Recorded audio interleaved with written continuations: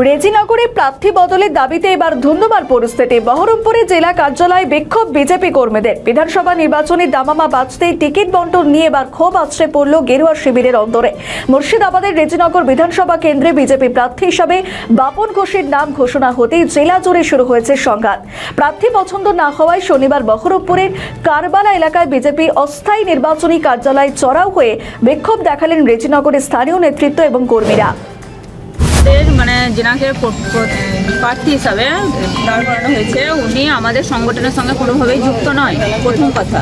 দ্বিতীয়ত আমি যতদিন মণ্ডল প্রেসিডেন্ট হয়েছি তারপর থেকে আমার মণ্ডলে হোক বা 1 নম্বর মণ্ডলে হোক, উনি 1 নম্বর মণ্ডলের লোক তা বাস করেন। তা উনি 1 নম্বর মণ্ডলে, আমার 3 নম্বর মণ্ডলের প্রেসিডেন্ট। আমি 3 নম্বর মণ্ডলে 2 বা 4 কোনো মণ্ডলেই ওনাকে দেখা যায়নি। আমরা যতগুলো প্রোগ্রাম করেছি সরল অ্যাপে আপলোড করেছি জেলার নির্দেশে বা রাজ্যের নির্দেশে। তা ওনাকে কোনো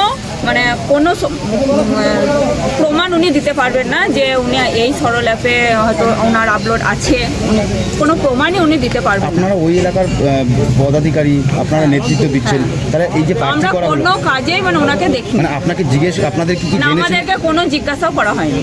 আমরা জানি না, আমরা ওনার নাম শুনে অবাক যে ওনার নাম তো কোনো ক্ষেত্রে ওনার নাম ছিলই না। উনি কিভাবে এখানে প্রার্থী হিসাবে পদ পান? জেলা নেতৃত্ব আপনাদের সঙ্গে কোনো আলোচনা করেনি। এমনকি মধুকরজি আমাদের মানে একদিন ডেকেছিলেন যে ভোট করার জন্য অন্তত 3 জনের করে নাম দেওয়া হোক। তা আমরা রীতিমতো এসেছিলাম, ওখানে 12-15 জন উপস্থিত ছিলাম। তার প্রতিটা জন কোনো একজন বলতে পারবে না যে ওনার নাম লিখেছেন, ওনার নাম ওখানে ছিলই না। তাহলে সেই ক্ষেত্রে উনি কিভাবে এখানে আসেন? আপনাদের কি মনে হয় কেন কিভাবে প্রার্থী হয়েছে? ওই যে পয়সা নিয়ে হয়েছে, টাকার বিনিময়ে হয়েছে। কাকে দিয়েছে? সেটা জেলা সভাপতি জানেন বা অন্য হয়তো উপরের অন্য কোনো নেতৃত্ব জানেন, ওই বিষয়ে আমার কাছে কোনো খবর নেই। রেজিনগর বিধানসভায় অন্য কাউকে সুবিধা পাইয়ে দেওয়ার জন্য কি এই ধরনের প্রার্থী দেওয়া হতে পারে। সেটা সভাপতি ভালো বলতে পারবেন, আমাদের যিনি মলয় মহাজন জেলা সভাপতি আছেন। আপনারা এখন এখানে এসেছেন? এখন এখানে আমরা এসেছি যাতে প্রার্থী আমাদের চেঞ্জ করা হয়, বা যদি আমরা এটাও বলছি যে আমাদের যদি কোনো বুথ লেভেল থেকে কোনো কাউকে তুলতো প্রার্থী হিসাবে যারা সংগঠনের সঙ্গে যুক্ত আছে, আমরা খুশি মনে মেনে নিতাম, আমাদের কোনো আপত্তি থাকতো না। এটুকুই। এখন তো জেলা নেতৃত্বের সঙ্গে দেখা হয়েছে? না, হয়নি। আমরা এইমাত্র আসলাম, তবে দেখা করেই যাব।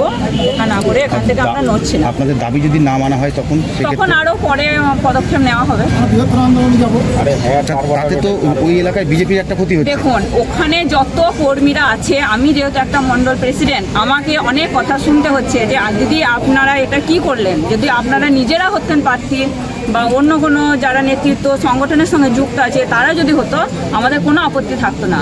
যাকে আমরা দেখিনি কোনো দিন কোনো কার্যক্রমে, কোনো পথসভায় বলুন, ডেপুটেশনে বলুন, তারপরে তিরঙ্গা যাত্রা হয়েছিল, কোনো প্রোগ্রামে না।